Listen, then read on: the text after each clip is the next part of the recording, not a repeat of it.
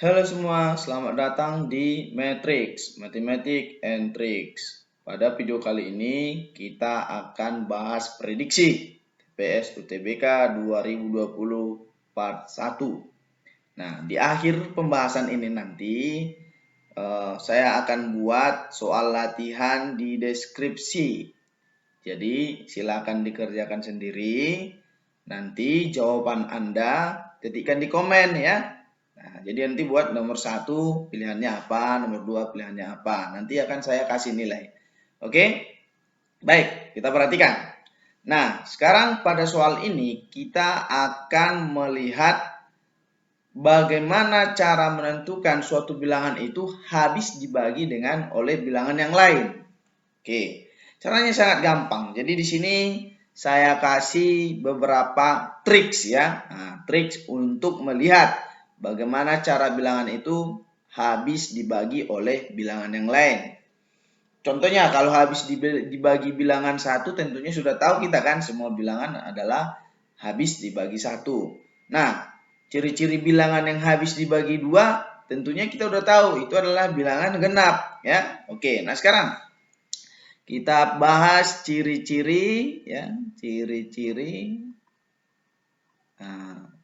bilangan habis dibagi. Oke. Misalnya, kalau misalkan habis dibagi 3.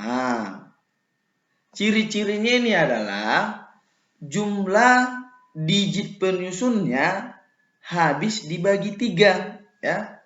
Jumlah digit penyusun habis dibagi 3. Misalnya bilangan contohnya kita buat 36. Ini habis dibagi 3. Kita lihat aja. Ini jumlah digit penyusunnya siapa?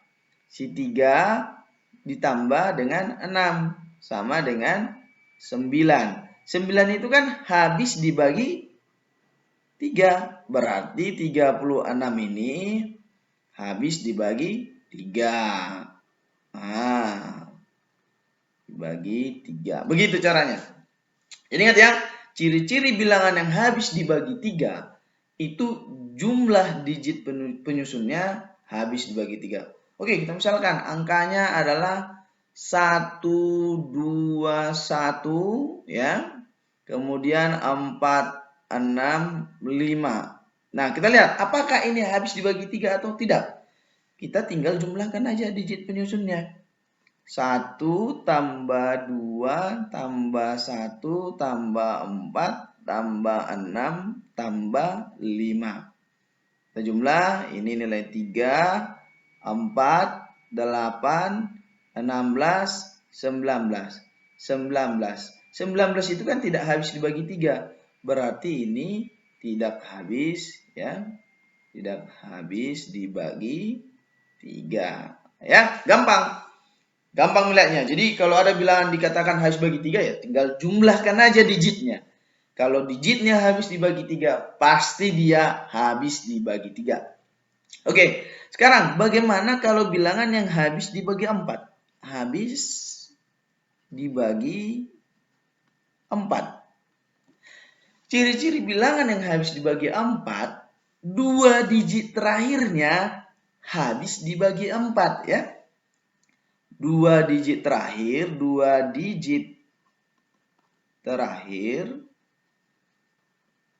habis dibagi 4. Ya. 2 digit terakhir aja yang kita lihat. Contohnya misalkan 2, 5, 7, 3, 6, 4, 2, 2, 4. Nah, siapa digit terakhirnya? 2 digit terakhirnya kan 24. 24 habis enggak dibagi 4? Habis kan? Berarti ini habis dibagi 4. Nah, gitu. Ya.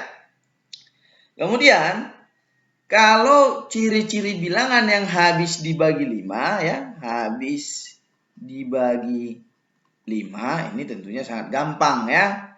Satuannya satuan 0 atau 5. Itu aja. Jadi kalau bilangan habis dibagi 5, satuannya 0 dan atau 5. Kalau habis dibagi 6, habis dibagi 6. Apa ciri-cirinya? Nah, pertama, habis dibagi 6, berarti dia kan harus genap. Oke, pertama dia genap ya. Genap, baru dan habis dibagi 3. Kalau genap tadi udah tahu, tinggal lihat satuannya. Kalau habis dibagi 3 tadi kita tinggal jumlahkan digitnya. Sebagai contoh, misalkan 224 ya. Kemudian 123, oke. Kemudian 442. Kita lihat. Apakah ini habis dibagi 6? Kita cek. Apakah dia bilangan genap? Ya, oke, bilangan genap karena satuannya si 2. Kemudian kita lihat jumlahkan semua koefisien, semua digit. Ingat tadi untuk melihat habis dibagi 3, kita harus jumlahkan semua digit. Kita jumlahkan semua digitnya langsung ya. Kita buat ini 4, 8, 9, 11, 14, 18, 22, 24. 24 habis enggak dibagi 3? Habis. Berarti si 2, 2, 4, 1, 2, 3, 4, 4, 2 habis dibagi 6. Oke. Udah tahu kan ciri-cirinya? Jadi ciri-ciri bilangan yang habis dibagi 6, dia harus genap dan habis dibagi 3. Untuk bilangan dibagi 7, dia agak susah dapat polanya. Jadi jarang dikasih keluar di tes ya. Nah, untuk yang habis dibagi 8 ya, untuk yang habis dibagi 8, habis dibagi 8, ciri-cirinya apa? Ciri-cirinya ingat gini aja biar gampang. 8 itu kan 2 pangkat 3. Jadi asal berpangkat 2, nanti karena dia 3 berarti 3 digit terakhir habis dibagi 8. Itu aja ciri-cirinya. Dibagi 8. Itu aja ciri-cirinya. Jadi kita tinggal lihat aja soal. Ingat ya, 3 digit terakhir habis dibagi 8. Coba misalkan ini 3 digit terakhir ini. Habis nggak dibagi 8? 4, 5, 6 kita bagikan dengan 8. Dapat berapa? 45 bagi 8 dapat 5. 40 sisa 56. 57. Berarti 57 kan? Berarti mau tidak mau karena ini 3 digit terakhir sudah habis dibagi 8. Berarti pastilah jawabannya ayam. Gak usah lagi dicek yang lain. Oke? Gak percaya? Boleh. Misalkan 567 dibagi 8. 56 bagi 8, 7. Berarti 7. 7 bagi 8 berarti sudah sisa. Kan tidak bisa kan? Berarti salah.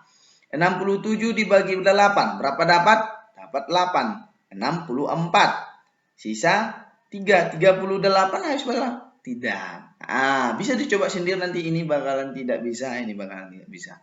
Jadi jawabannya adalah ayam. Oke? Begitu melihat bilangan yang habis dibagi oleh bilangan tertentu. Ya, ingat caranya tadi, dipahami, diulang pasti bisa. Kemudian kita lihat soal berikutnya. Oke. Jika X adalah bilangan genap ya. Ingat X itu bilangan genap. Oke. Y adalah bilangan ganjil. Maka yang merupakan bilangan ganjil adalah katanya. Jadi untuk yang ini ya gampangnya ambil aja angka. Boleh ambil angka. Tapi boleh aja kita ingat sifat-sifat kalau misalkan ganjil ya. Ganjil tambah ganjil itu jadi genap ya. Kemudian ganjil tambah genap ya jadi genap. Oke. Genap ditambah dengan genap jelas genap ya. Kemudian kalau ganjil dikuadratkan, itu nilainya ganjil. Kemudian ganjil kali genap, itu jadi genap. Nah, tapi kalau mau pakai angka pun boleh ya. Misalkan ini. Nah, kalau misalkan ini tadi apa? X kuadratnya kan genap. Ya. Nah, Y-nya ganjil. Atau ambil aja, misalkan ini 2 ya. X-nya kita ambil misalkan 2, Y-nya kita ambil misalkan 1 ya. Boleh. X-nya genap, Y-nya ganjil. Tinggal masukkan. Berarti jadi 2 tambah 1. Berarti 2 tambah 1, 3. Kemudian kali 2 kurang 1. Berarti jadi 1. Berarti nilainya menjadi 3. Berarti ganjil kan? Oke, benar. Nah, sekarang kita cek. 6 kuadrat dikali. Nah, ingat. Asal bilangan dikalikan dengan bilangan genap tentunya akan genap. 6 kuadrat ini kan genap. Berarti genap dikali suatu bilangan, mau ganjil mau genap pun dia itu kan tetap genap. Berarti ini udah pasti nih, genap. Oke, sekarang ini karena angkanya agak repot, kita masukkan aja angka kita tadi. Berarti kita masukkan X-nya 2.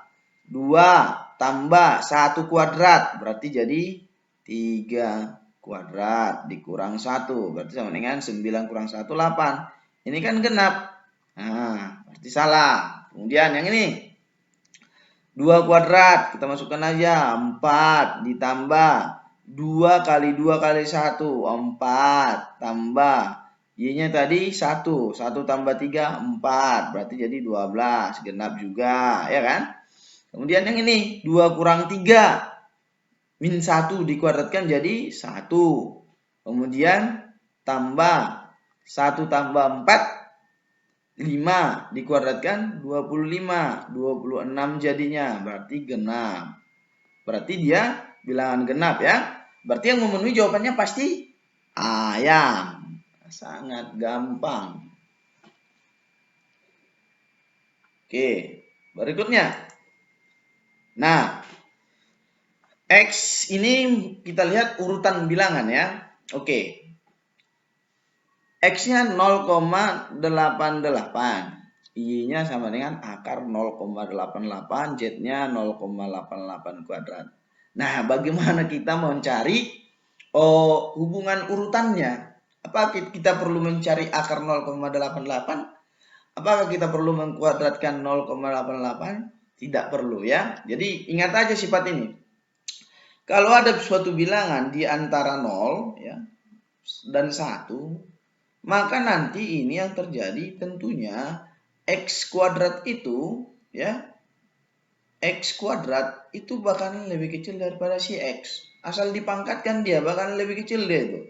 Misalnya X pangkat 3 juga, itu bakalan lebih kecil daripada si X kuadrat, lebih kecil daripada si X. Nah, contohnya misalkan, ambillah contohnya. Contohnya kita misalkan X-nya sama dengan setengah. Ya. X kuadrat berapa? 1/4. X pangkat 3 berapa? 1/8. Nah, nampak kan? Jadi lebih kecil dia ketika dipangkat. Jadi apa hubungannya dengan ini? Oke, kita lihat. Kalaulah kita anggap ya, kita anggaplah di sini tadi X-nya tadi kan di sini dikasih sama kita lah 0,888. Ini kan di antara 0 dan 1. Berarti mana lebih besar kalau misalkan akar X? Nah, kalau kita hubungkanlah akar X. Akar X kan pastilah lebih besar daripada si X. Karena X ini adalah kuadrat dari si akar X. Ya. Nah, karena ini kan jadi akar X lebih besar dari akar X dikuadratkan. Gitu. Sudah? Ini pasti lagi kalau dikuadratkan lagi. Sedangkan 0,88 kuadrat itu kan berarti jadi X kuadrat. X kuadrat kan berarti jadi 0,888 kuadrat. Berarti X kuadrat itu kan adalah akar X dipangkatkan 4. Berarti tentunya ini bakalan lebih besar dari si akar X pangkat 4. Oke, berarti inilah hubungannya. Berarti hubungannya jadi apa? Akar X tadi siapa? Akar X adalah Y. Akar X kuadrat atau akar X kuadrat kan jadi X tadi. X tadi siapa? Si X. Oke. Akar 4 kuadrat. Akar 4 kuadrat tadi kan adalah X kuadrat. Siapa dia? Si Z. Oke. Jadi tidak perlu ya. Tidak perlu dicari nilainya. Nanti jawabannya apa? Y lebih besar dari X lebih besar daripada Z. Ada? Oke, tidak ada. Kita balikkan, berarti jadi ini sama saja dengan Z lebih kecil daripada si X, lebih kecil daripada si Y. Ada? Z kecil X kecil Y. Jawabannya adalah E. Oke. Kita lanjut. Oke. Nilai dari bilangan ini, operasi bilangan ini. Nah, kalau ada soal-soal seperti ini, triksnya adalah cari dia yang menghasilkan 0 desimalnya. Contohnya, misalkan ini, kalau ini kita kurangkan langsung, ini kan tidak menghasilkan 0 desimalnya. Cari dia, pasangkan. 65, berarti pasangannya harus 0,35. Ada nggak yang tambah 3,5? 0,35. Ini kan? Nah, berarti ini kita pasangkan. Berarti kita pasangkan dulu 5,65 ditambah 2,35. Kenapa ini kita pasangkan? Supaya ini nanti jadi 0. Oke, ada lagi. 4,55. Ada nggak pasangan positifnya? Oh, ini. Pas dekatkan.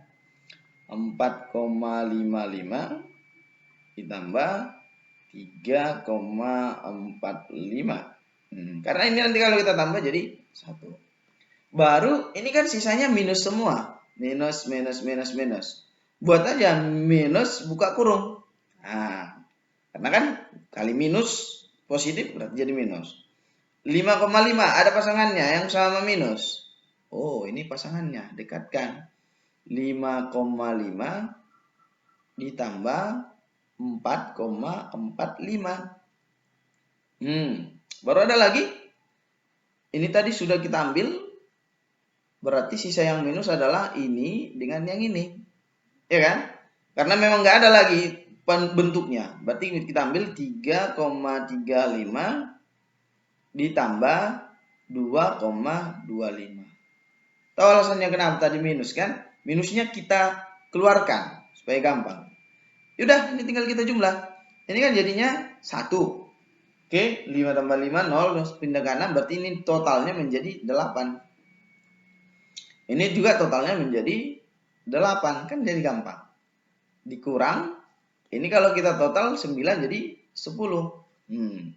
Kalau ini kita tambahkan jadi, ini kan nggak bisa, jak 1 dia, kita tambahkan aja 5, 0, 1, berarti jadi tinggal 6 ya, 6, berarti jadi 5,6. Berarti jadinya adalah 16 dikurang 15,6. Berarti sisa tinggal 0,4. 0,4 itu bisa menjadi 4/10. Atau bisa menjadi bagi 2 jadi 2/5. Jadi jawabannya adalah ayam. Sangat gampang. Oke? Nah, demikian video kita untuk pembelajaran di part 1. Semoga ini bisa menjadi dasar bagi kalian untuk mengikuti UTBK 2020. Nah, dan jangan lupa di akhir video ini ada soal ya, ada soal latihan dikerjakan dan jawab di komennya. Oke, nanti saya akan periksa dan akan saya komen juga. Ditunggu video berikutnya dan jangan lupa subscribe, share, like, and bunyikan tanda lonceng. Bye-bye.